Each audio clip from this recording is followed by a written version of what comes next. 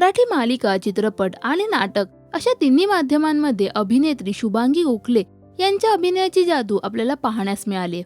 तर आता सार्वजनिक गणेशोत्सवाबद्दल शुभांगी यांनी तारांगण या यूट्यूब चॅनेलला दिलेल्या मुलाखतीत आपलं मत मांडले.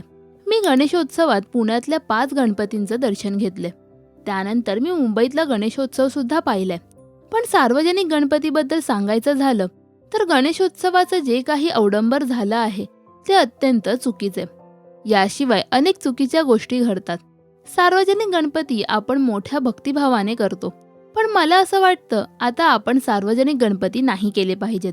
रस्त्याच्या मध्यभागी तुम्ही गणेशोत्सव साजरा करता, पण त्यानंतर रात्री तुम्ही दारू पिऊन पत्ते खेळणं वगैरे चालतं आणि हे कोणीच अमान्य करू शकत नाही.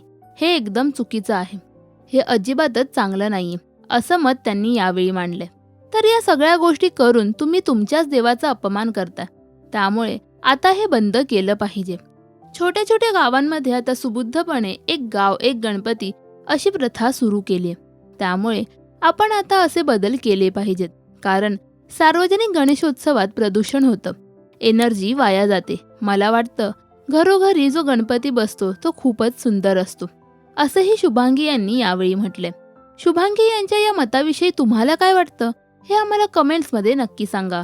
मराठी सिनेविश्वातील बातम्या, अपडेट्स आणि गॉसिपसाठी सबस्क्राईब करा राजश्री मराठी.